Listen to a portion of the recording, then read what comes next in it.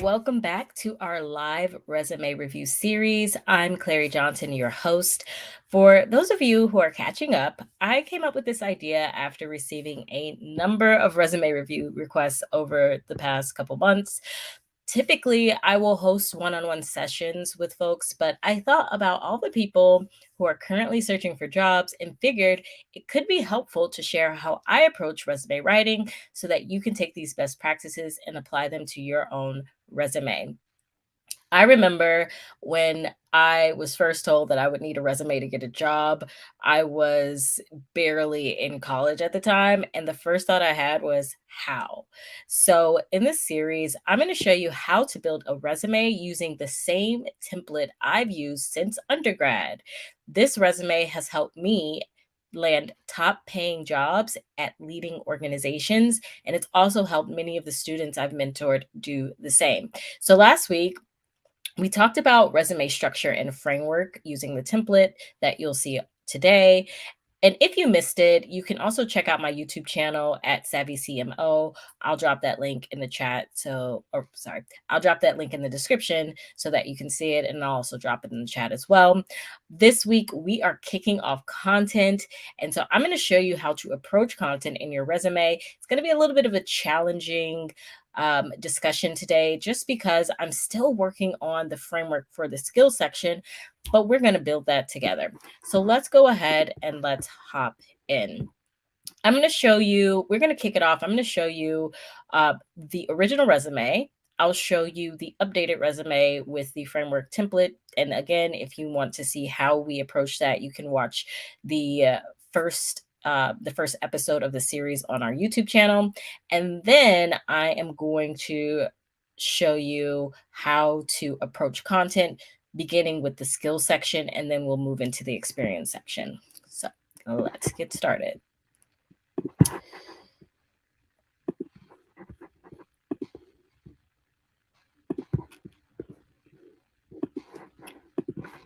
Okay, so what I'm showing you here is the original resume that we started with. So my friend sent over this resume. I just changed the name on this resume as well as the locations where this person worked. Everything else is the same. So the dates are the same. The actual experience that we'll see here is the same. So everything else is the same except for the actual names and location. And that's just to protect this person's identity. So this is what we started with. And as you can see, bleeding a little bit over into 2 pages, very compact, very tight. And this is where we are today. So last week, we worked on the resume framework and template, the structure and the formatting. And so this is what we came back with after all of that structure and formatting. You'll see if you watch the previous episode that we didn't quite finish the entire structuring and formatting. And so I'm going to show you with the education section what we changed. So last week in the education, or for the previous resume template, what we had was we had some leadership activities, and we also had the education was here at the top. So you see that. In this template, we've moved the education to the bottom, and we've just created a little bit more space in terms of really structuring this education section to follow the same format of the experience section and the leadership activity section. So as you can see, we just broke it up so that we could create consistency in this resume from top to bottom. So let's go ahead and let's just get started on this skills section. Now, when we talk about a skills section, adding your skills and capabilities at the top of your resume is a very nice, quick introduction to the rest of your narrative. So remember, we were talking about how your resume is really your story on paper.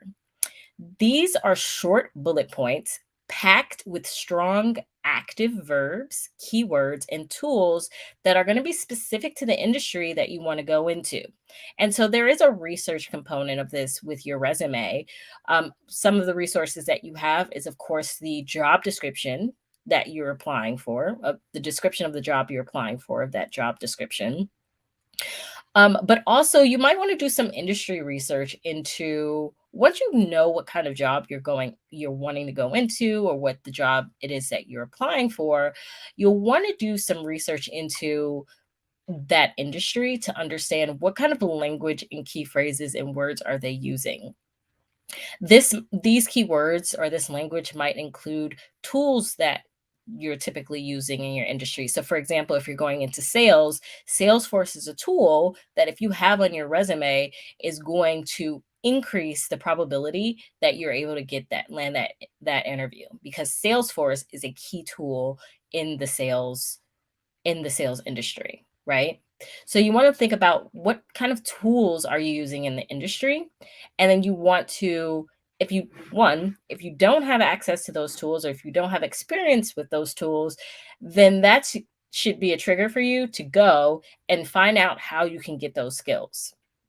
If you do have those skills, you definitely want to include them in your resume. We want to include highly technical skills. So, when we talk about highly technical skills, you might also know this as a hard skill. Hard skills might include something like video editing, if you're a videographer or cinematographer, coding languages, if you're going into software development, enterprise programs, again, like Salesforce, if you're going into a service based industry. These kinds of hard skills are really going to make your resume stand out. We also want to talk about soft skills, right? So, hard skills are really the specific tools that you're going to be using in your industry. When we talk about soft skills, these are more qualities that you possess as the applicant, right? So, these are the qualities that you possess as a person who's coming into this organization. These are soft skills. Soft skills describe what motivate you, right? They describe how you think. They describe how you communicate and how you interact with other people, with team members. These are very nice touch, right? So when we think about soft skills, we want to think about, how do we problem solve, right?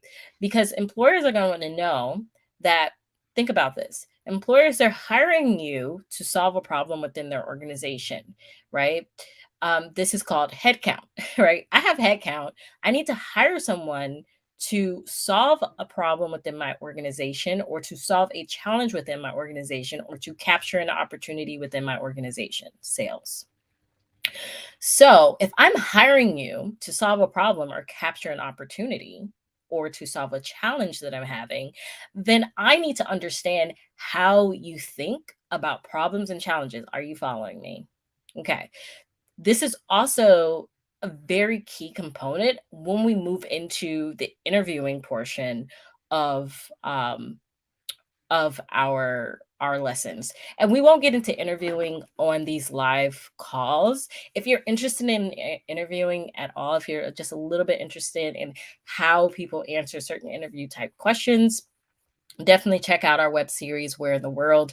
We host that weekly, and we're always looking for new young professionals to interview on our platform. Where in the World is very fun. In addition to some interview like questions, we're really getting into some details about their career paths and some of the journeys and the roads and the decisions they made to get to where they are. And then also looking forward and as to how they describe success, and then what their aspirations are. So definitely check out that interview series if you're at all interested in interviewing skills. So back to our resume, we really want to think about, one, hard skills, two, soft skills. And these again make up the capability section of our resume. So let's get started. And at we're going to take a look at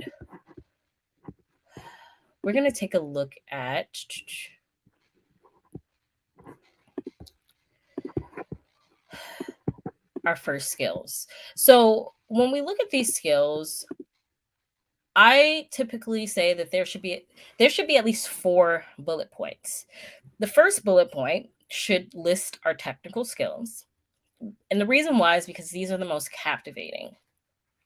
If I show on my resume that I know how to use Adobe Photoshop or Premiere Pro or G Suite tools, or I know how to develop and build slides in our communications industry, those are very in demand skills.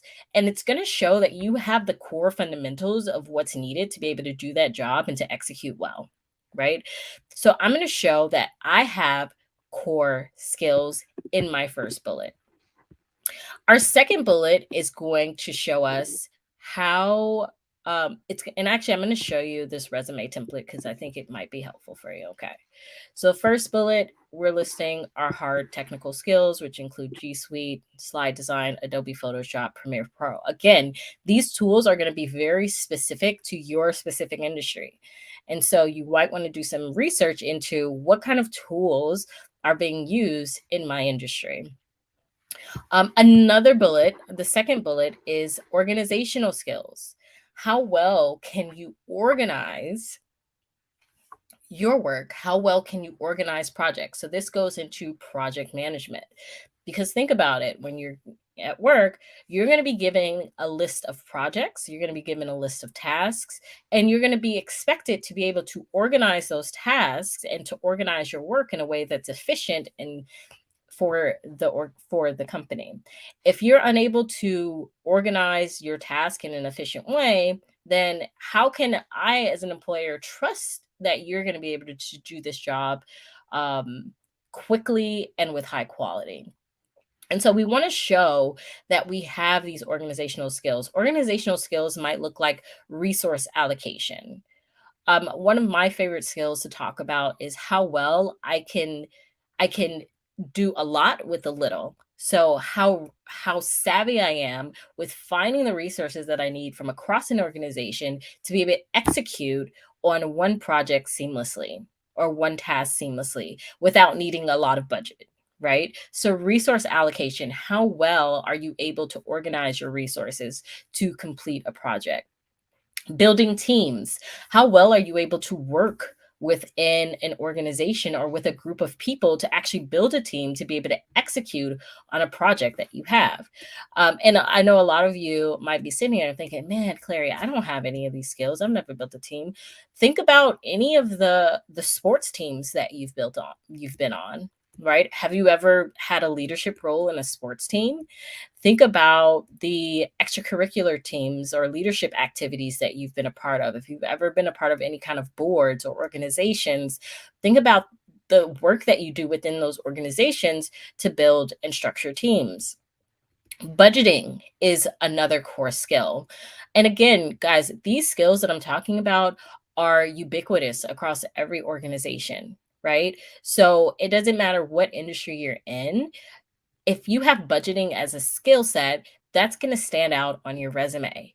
Budgeting is the ability to look at a project from start to finish and to be able to allocate resources in the terms of funds to fund those projects to success, right? And so again, in addition to being able to reallocate our resources in an effective way where we're not necessarily needing a lot of budget, we also want to show that we are financially savvy and that we can take a sum of money and um, and apply it to the project that we're working with in a very effective and efficient way.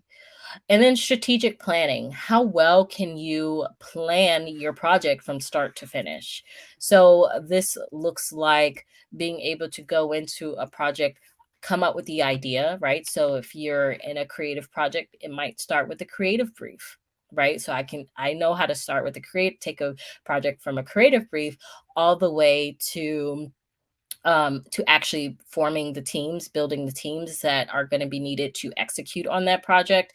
And then finally, actually being able to execute the project and then also being able to do the metrics and to gather the data that inform how we're going to move forward in the future with a project like this. If this if this project was successful, should we do it? And if we do it, what would a new iteration of that look like, right? So I just took a project from the idea phase all the way through building the project, through through idea, through building the project, through forming the teams to actually execute on the project, and then finally wrapping up the project and moving on to the next phase, right? So strategic planning, and when you think about it, is that's also going to be a skill that's applicable to any organization or any industry that you go into. The third bullet that we're talking about is your communication skills or your soft skills, right? And that's what we're doing right now. We're communicating. And when we think about communicating, one of the things that I like to put a pin in, and this is again, this is very, very relevant for your interview. And remember, all of the skills that we're learning for our resume are going to be transferable to your interview, which is why I do not do resume writing. I teach you how to write your resume, because if you invest the time into writing your resume and building your resume in this way, then when you go into your interview, you're already going to be equipped with the skills, knowledge, and ability to execute on that interview well and to get the job. So when we talk about our communication skills, these are soft skills, okay? So soft skills might include something like technical writing, right? Excellent verbal, written, and analytical skills. So when we talk about verbal, written, analytical skills, if you've ever looked at a job description, I would say a good 80 to 95% of those job descriptions are going to have a bullet about excellent communication skills. Why? Because we cannot produce solutions to challenges, and we cannot capture opportunities without being able to work well within a team, and we cannot work well within a team without being able to clearly describe our vision and to rally people around our vision, right? We need to be able to communicate what our vision is, what the mission is, and then we need to be able to communicate what's needed to be able to successfully execute on that project. Okay. All right. So communication skills are are are a core soft skill that we want to describe in our resume. Um, and communication includes, again, verbal communication, written communication, and then we also talk about analytical skills, which is being able to take a lot of data and to transform it into language that's clear and easy for people to follow and take action on. And then the final bullet is describing what motivates you. So this goes beyond your hard skills, that the things that you've actually learned of how to actually use your hand and your brain to produce a product. This moves beyond your organizational skills of how you're able to strategically think about an approach to a product, and to be able to gather all the resources, skills, materials, and people that are necessary to produce that product. This moves beyond your communication ability of being able to communicate your vision so that you can successfully take this product from start to completion. And it goes into something that's more personal for you, which is what actually motivates you, what gets you going. And we don't want to skip this bullet. The reason why we don't want to skip this bullet is because it's going to, one, it's going to challenge you to think about what you actually want, right? I know a lot of times we apply for a job because we say, well, when we apply for jobs, we're thinking, well, we want to be everything that they're looking for, right? And so we want to pack our resume with all this good stuff, and we get down on ourselves because we want to be the perfect candidate, right? We want them to see our value, we want them to see our worth, we want them to choose us. But the reality is that this is a two-way street. We're choosing our employer just as much as they're choosing us. And so it starts with understanding what we want and what motivates us, because once we get into that job, that's what's going to determine how successfully we're able to excel in that role. So we really want to bring it back to what motivates us. So this is something that I talk to the people that I mentor. If Do you thrive in fast-paced environments? If not, then maybe you don't want to work in a fast-paced environment. Perhaps you want to work in a more structured and methodological, slower paced environment, right? So don't go work at a startup if you don't like working in fast-paced environments. Don't do it, right? I know startups pay a lot of money sometimes, but if if you do not thrive in fast-paced environments, and if you don't want to learn how to thrive in a fast-paced environment, don't go work for a startup. It's not going to be beneficial for you. It's not going to be beneficial for that organization that you're applying for, right? um, if you know that you want to be able to work from home, don't apply for a job where you're going to be required to be out in the field physically, right? If you know that you thrive that by being in your own space, then apply for jobs that allow you to work from home. Don't go apply for a job that's going to force you to go out and work in a field. Don't go applying for a door-to-door sales job, and vice versa. If you know that you enjoy working with people and you do not want to work in a silo and you want to be face to face with people, then go apply for that job that's going to allow you to be face to face with people. Don't apply for that job that's going to require you to work in a silo. And so we want to really get into what is it that we want, because that's going to determine our future happiness. If you're just applying for a job just because you want the money, then you're setting yourself up for down the line possibly being miserable. And I'm just saying what it is, okay? And of course, at the beginning of our careers, maybe we need to make some sacrifices just so that we can get some experience. I get that. But always start here. Always start with what is it that you want? What motivates you? And then go from there. Okay. So some of these descriptions might be a hunger to learn, an ability to flourish in an entrepreneurial environment. And you can get a lot of this language again from the job descriptions. They're going to say in the job descriptions and on that company's website, do not skip the step of going to the actual company's website and doing your research. They're going to describe what kind of culture they have. So read that and decide, make a decision of whether or not that feels like it's a fit for you. And if it is, if you're looking at a company and you're like, man, the way they describe their culture is exactly what I want, then what you're going to do is you're going to reflect that back into your resume. And so we haven't gotten to the point of our resume where we're really looking at how we're going to customize our resume for the job description, but we should be thinking about that as we're building our resume. Okay. Awesome. So let's go back to our resume now that we've seen the outline. A couple of other things that I want to mention, and actually I'm just going to add these because I'm going to send this to my friend and I'm going to ask her to provide some feedback for us so that we can continue to edit this resume. Okay, so really today what we're going to do the most of is we're going to ask some really, really, really good questions. Okay. All right. So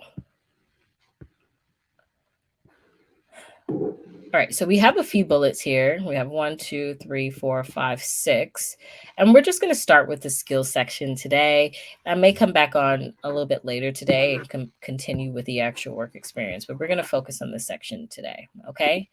So looks like we have some communication skills. Okay. So we have bilingual, we have communication skills. So remember, we were talking about what were our 4 bullet points. We had 4 bullet points. We had technical hard skills, organizational skills, communication skills, and the what motivate you section, right? So let's highlight these. So these are going to be our communication skills.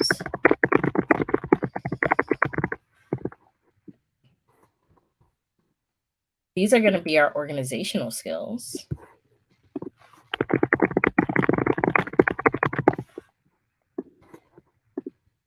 We've got some what motivates us skills.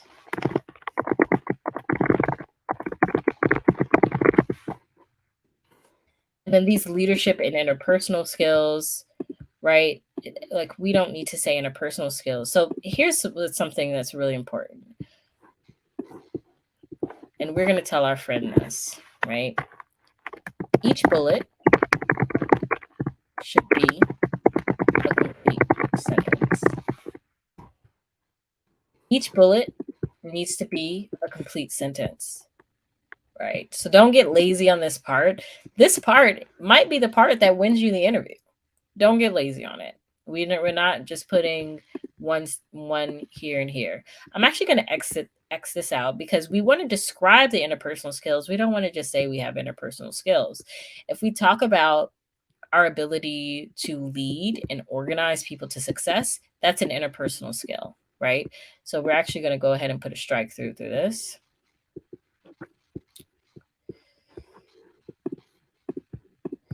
Okay. Team player, that's also an interpersonal skill, right? Okay. So we want this to be a complete sentence, and I'm going to actually show you an example of a complete sentence. And I actually, before this, I went ahead and created an example bullet.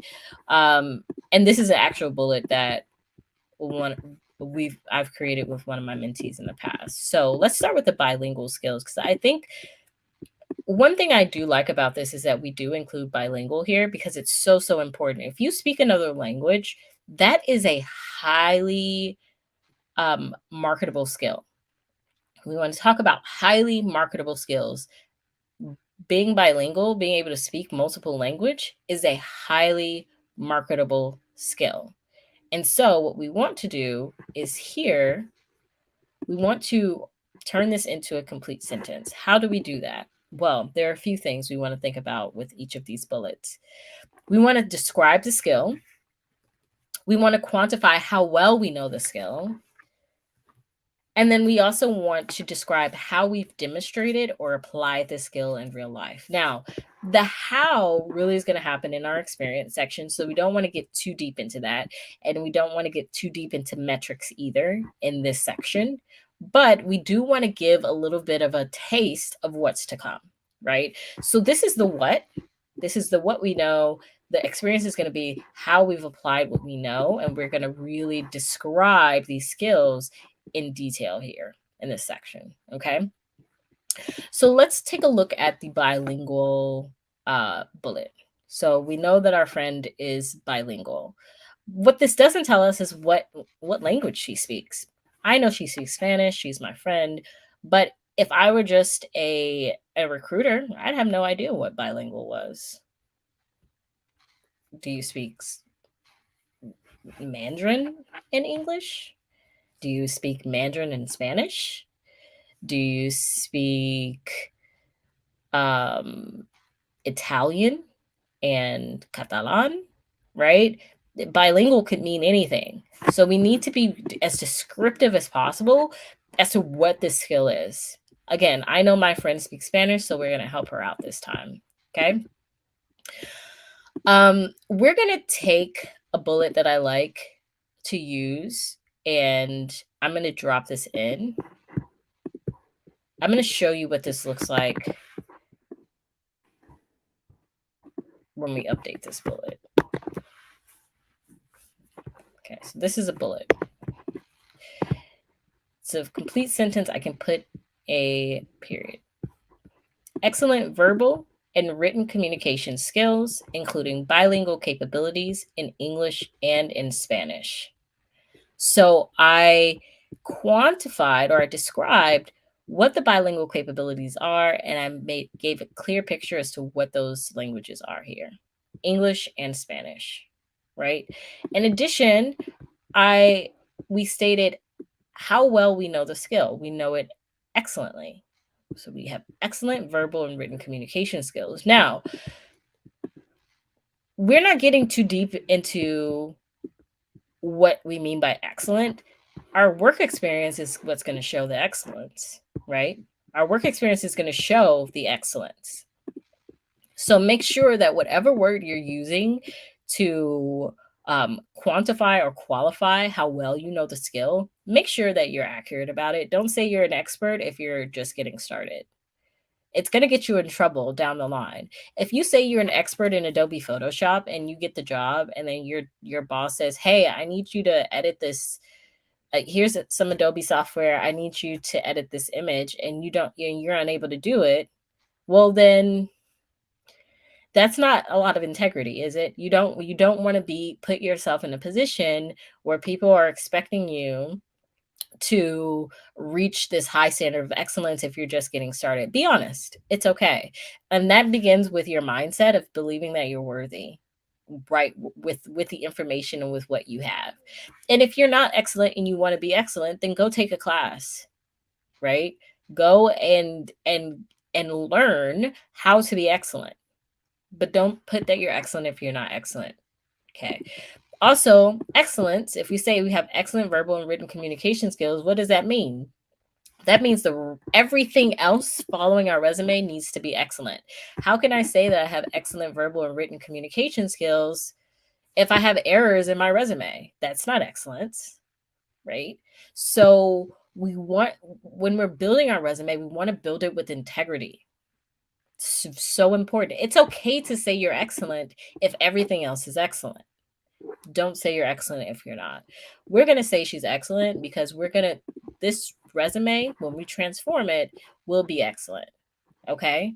So she has excellent verbal and written communication skills, including bilingual capabilities in English and in Spanish. Now, I am going to highlight this and I'm going to ask her, is this true? Is this accurate? Because she might say, no, I'm terrible at writing. I'm terrible at writing. I can't write for anything. And if that's the case, you need to go take a class on how to write. Right? Okay. All right. So guess what? We have a 2-page resume. What did we do with this one bullet? We just got rid of this bullet because we don't need it. We already said we have excellent communication skills. So one of the things we want to think about is how can we use our bullets to condense and contract and refine all the other content in our resume, right? So right now, what we just did was we just got rid of 2 bullet points that we can put a strike through, and we'll delete them later. We just got rid of 2 bullets that we don't need, and we created more space on our resume. Okay. This is why we want, right? So we have this one word that was taking up all that space.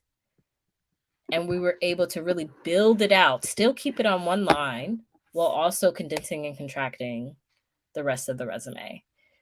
This is what we called excellent verbal and written communication skills, guys. It's the ability to take a big idea and to reduce it and make it and refine it, right?